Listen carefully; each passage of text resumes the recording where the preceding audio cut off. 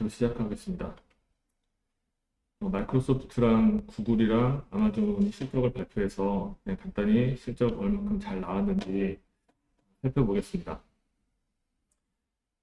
먼저 이전 발표는 이 링크를 참조하면 될 것 같고요. 그리고 AS가 이번 실적이 되게 잘 나왔더라고요.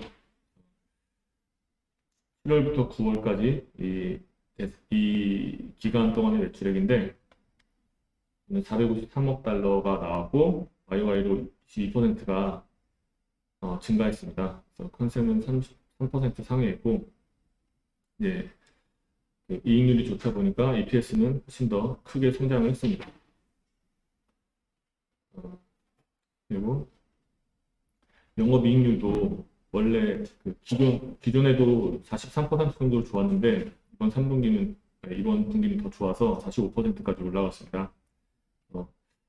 예, 이게 핵심은 클라우드고 그 클라우드의 핵심은 이제 애저라고 보시면 되고 애저에서는 매출이 50%까지 증가를 했습니다.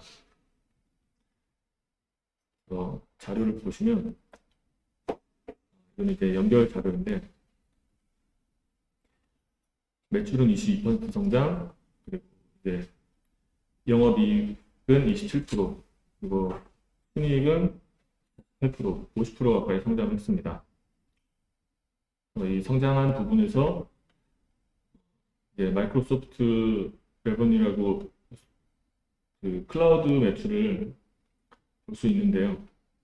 이전 분기들보다 훨씬 크게 성장한 걸 볼 수 있습니다. 계속 그로스 마진은 계속 70%, 71%를 유지하고 있고, 그리고 매출은 20빌리언을 넘어섰습니다. 그리고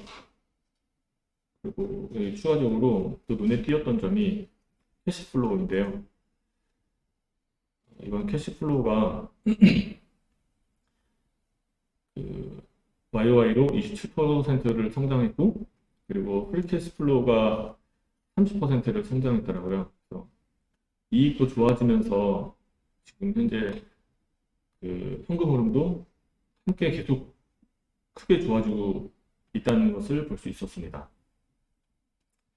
세그먼트별로 실적을 보았는데요. 역시 핵심은 계속 여전히 클라우드가 핵심이고, 마이크로소프트는 클라우드라고 했을 때 이제 생산성 비즈니스 부분도 이제 클라우드 기반으로 이제 제품이 있는 거고, 그리고 인텔리전트 클라우드 부분도 이제 서버 쪽 클라우드 사업 부분이라서 이 두 개를 같이 클라우드로 크게 볼 수 있습니다.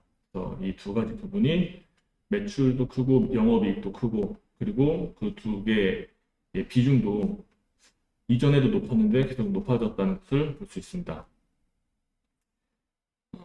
일단 먼저 그 BBP라고 짧게 요약해서 말을 하자면, 그 부분은 이제 오피스 365랑 링크드인이 눈에 띄게 성장을 했고, 이제 클라우드 IC 쪽은 애저가 핵심이다, 이렇게 볼 수 있습니다.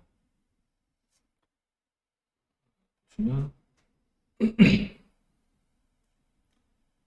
매출은 매년 성장하고 있고, 이제 이번 분기도 크게 성장을 했습니다. 그리고 이제 영업이익률도 이제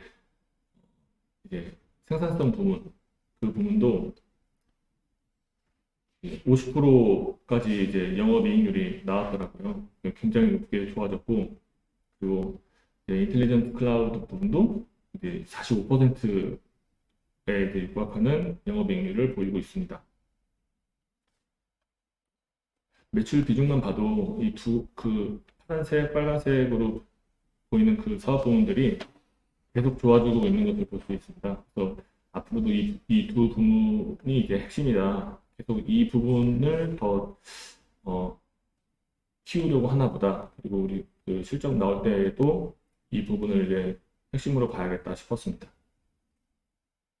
영업이익 비중도 마찬가지로 그 두 부분이 이제 좀 좋아지고 있었습니다.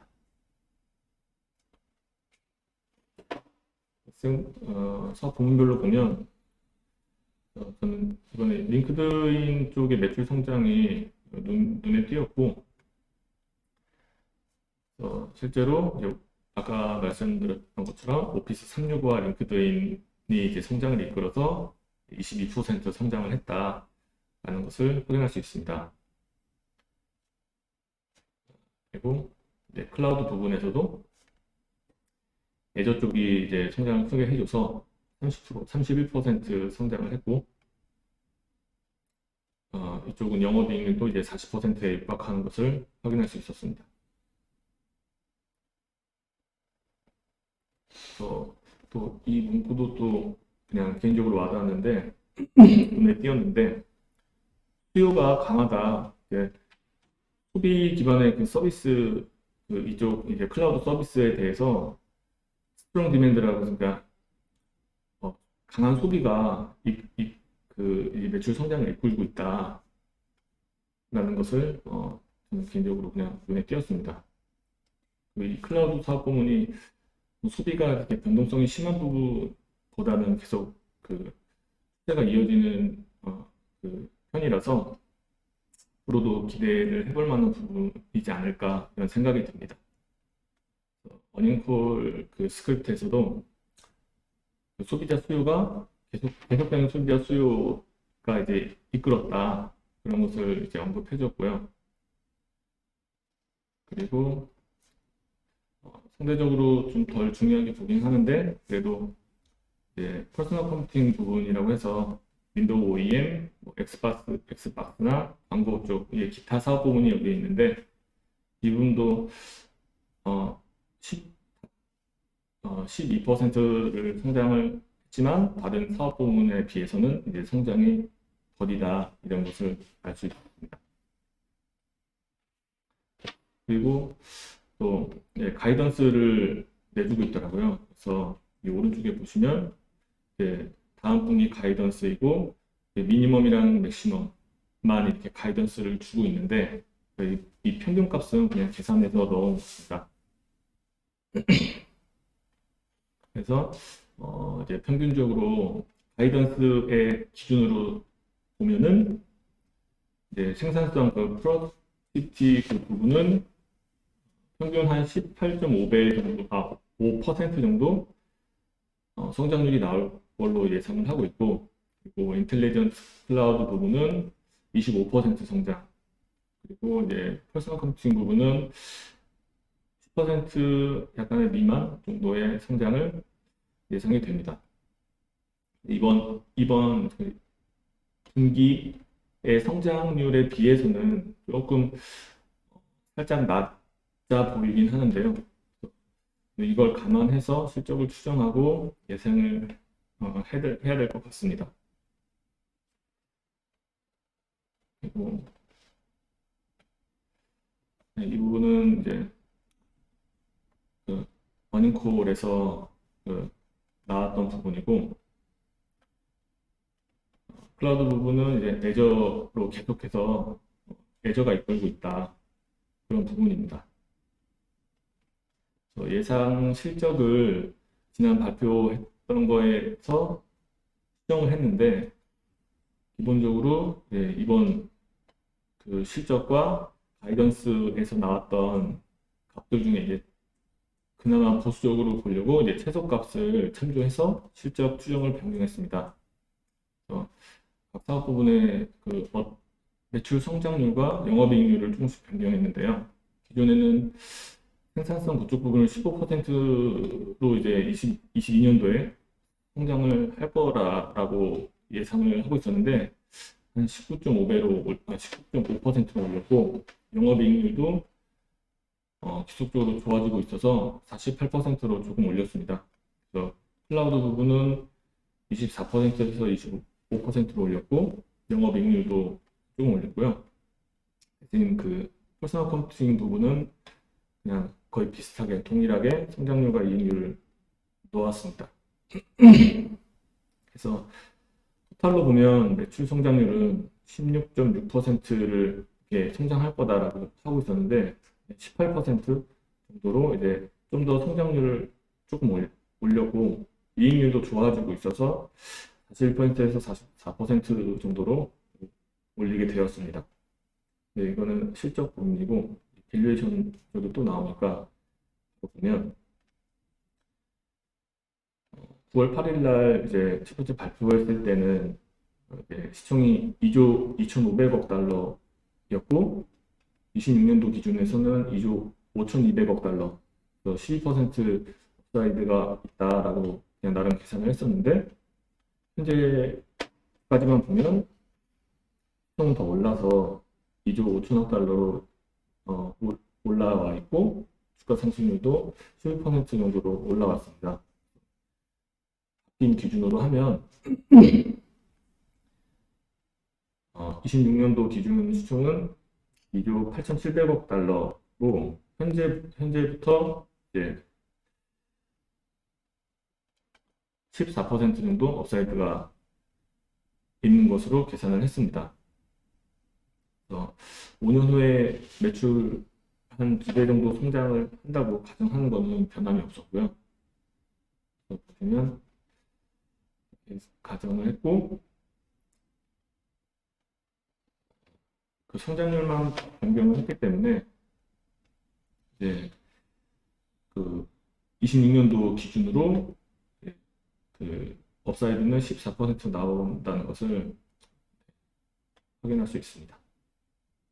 그리고 추가적으로 마이크로소프트는 그 어닝콜을 좀 봤었는데 눈에 띄는 부분이 있었습니다.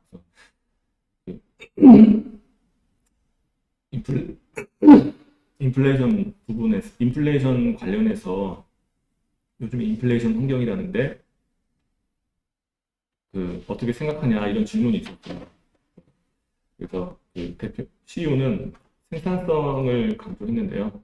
생산성을 향상시키는 그 제품들을 제공함으로써 결과적으로 인플레이션은 큰 문제 없다 그런 식으로 자신감 있는 모습을 보여줬습니다. 그리고 또 클라우드 제품들에 대해서 또 질문이 있었는데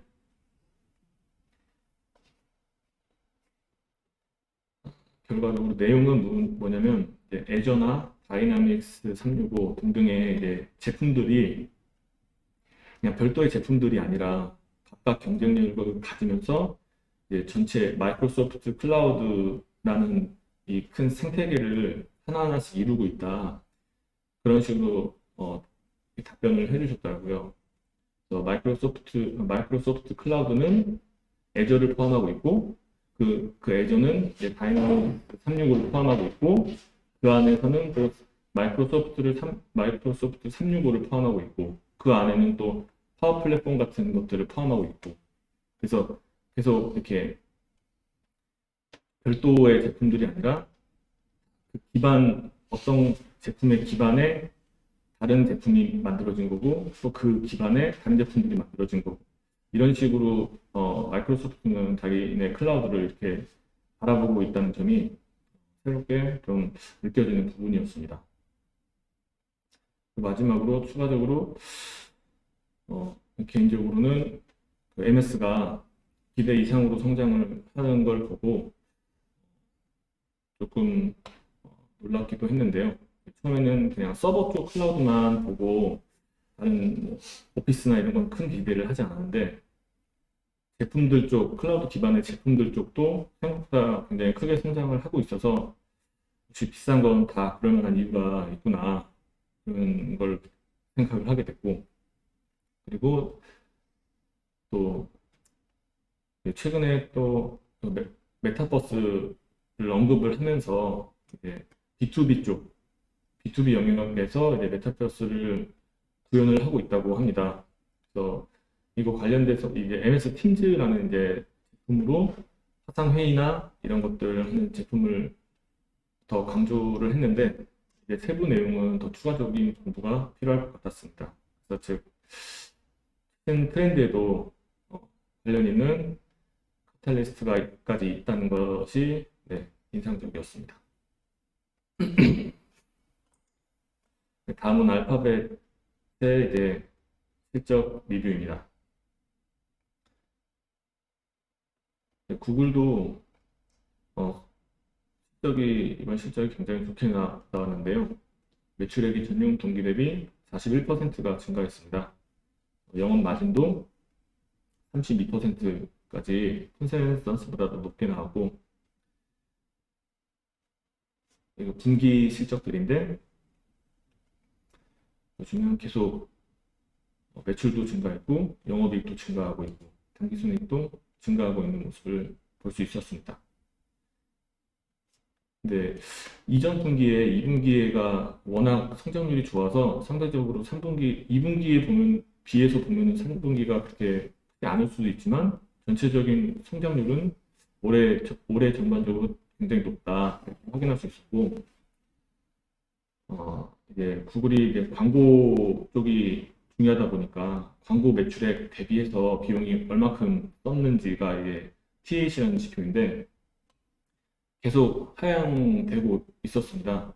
그러니까 광고 매출을 위해서 비용이 덜 들어가고 있다, 효율적으로 집행되고 있다, 이런 것을 볼 수 있었습니다. 3분기 누적 실적으로 계산을 해보면 전반적으로 2020년 전체 한 해의 매출액이나 영업이익이나 등등의 그 실적보다 지금 현재 9개월 동안의 실적이 거의 비슷하거나 영업이익은 더 좋았습니다. 그래서 현재 구글의 주가도 계속 좋은 것 같고, 성장률이나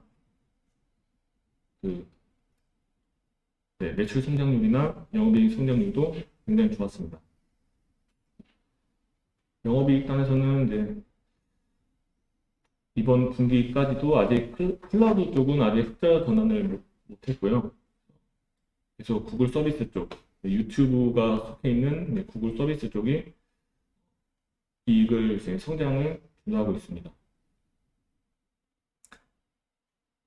이 부분은 초록색은 영업이익을 나타내고 이 보라색 막대는 영업 활동 현금 흐름을 나타냅니다. 그래도 구글의 현금 흐름은 굉장히 좋다, 이런 것도 같이 볼 수 있었습니다.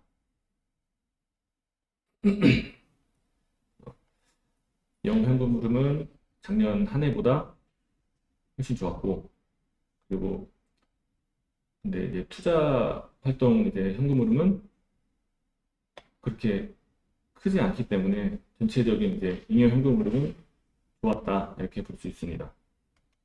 세그먼트별로 보면 광고 부문이 생각보다 기대했던 것보다 많이 성장을 했고요. 그리고 특히 이제 검색 광고랑 유튜브 쪽이 계속 크게 성장을 하고 있다고 합니다. 클라우드 부분은 적자 폭을 계속 줄여나가는 중이었는데, 2분기보다는, 지난 분기보다는 적자 폭이 더 줄어들 줄 알았는데, 그래도 2분기랑 비슷한 수준으로 적자가 되고 있어서 약간 아쉽다는 의견도 있었습니다. 근데 그래도 내년까지 가면 클라우드가 흑자로 돌아서지 않을까 구조적으로 개인적으로 기대를 하고 있습니다.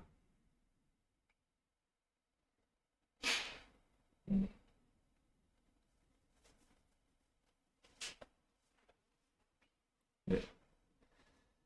그리고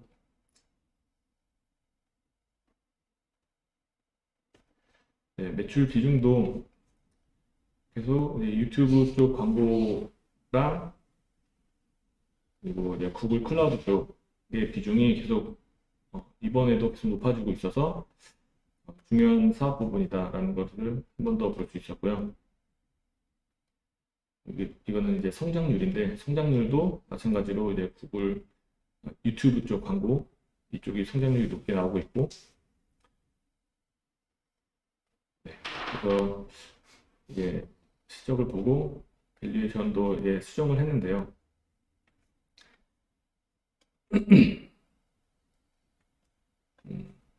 지난 9월 15일 대비해서는 시총이 크게 3% 정도밖에 늘지 않았지만, 그래도 실적을 수정을 해봤을 때, 올해 21년 실적을 지난 9월 달에는 이제 상반기 실적에 곱하기 2를 해서 수정을 했는데, 지금은 이제 3분기 실적까지 나온 걸 누적해서 3으로 나눠서 4를 다시 곱해서 임의적으로 한 해 실적을 예상을 했습니다. 그래서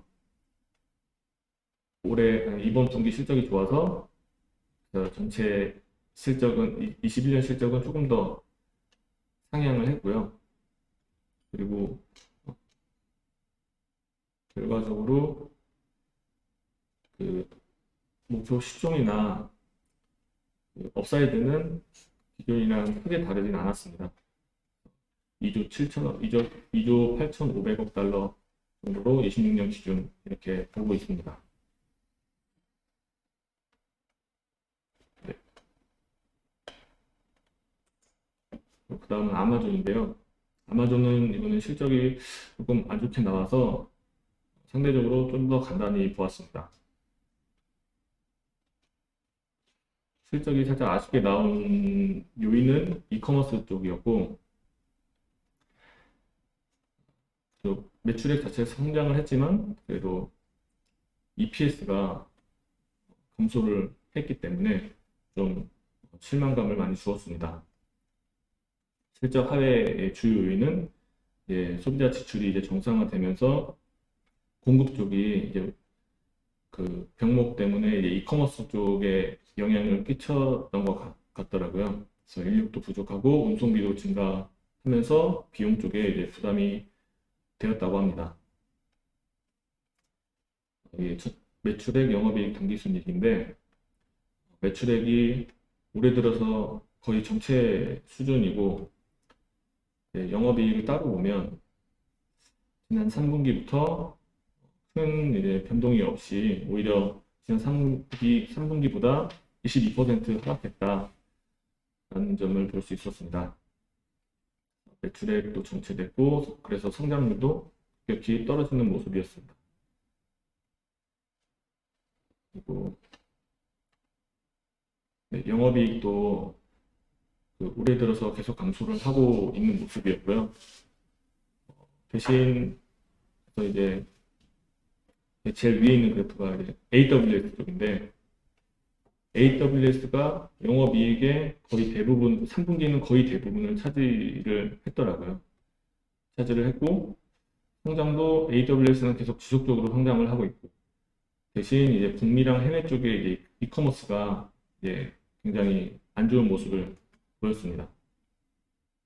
그리고 이건 초록색 막대는 영업 현금 흐름이고, 보라색 이 밑으로 마이너스가 나 있는 게 이제 잉여 현금 흐름인데, 올해 들어서 잉여 현금 흐름도 1분기랑 이번 3분기에도 잉여 현금 흐름이 안 좋았던 것을 볼 수 있습니다. 그래서 실제 그 아마존 자리에서 보아도 굉장히 현금 흐름이 굉장히 안 좋아졌더라고요. 지난 3분기에 비해서. 그래서 세그먼트별로 보면 북미 쪽 매출액도 크게 늘지 않았고 영업이익도 감소 61%나 감소한 모습을 볼 수 있습니다. 그리고 인터내셔널 부분도 여기서는 이제 아무래도 북미 외의 부분이니까 그런 운송비나 이런 영향으로 영업이익이 적자가 난 모습입니다. 그리고 AWS는 다행히도 계속 그런 영향 없이 사업 특성상 계속 꾸준하게 성장을 하고 있고, 이익도 한 40% 정도 성장을 했습니다. 그리고 그래서 이제 배송비나 물류비가 계속 증가를 하고 있는 것도 함께 확인할 수 있었고요. 그래서 아마존은 그 북미 쪽과 그리고 인터내셔널 부분에 이제 매출 성장이나 영업이익률을 조금씩 이제 예상치를 낮춰봤습니다. 그 이유는 이번 분기 실적도 좋지 않을 뿐더러 이런 그 공급망 쪽의 이슈가 일시적이진 않다는 의견도 많고 그렇게 저도 생각이 되기 때문에 일단 일시적으로 낮춰서 수정을 했고 수정을 해보았습니다. 대신 AWS는 30에서 35% 성장으로 그냥 상향을 했고요. 그리고 캐시플로우 부분도 좀 안 좋아지고 있는 모습이어서 조금씩 하향을 했습니다. 근데 수정치 자체는 크게 변화는 없고 이제 다음 분기에도 계속 이 이커머스 쪽에 얼만큼 이렇게 실적 감소가 나오는지 좀 지켜봐야 될 것 같습니다. 네, 이상입니다.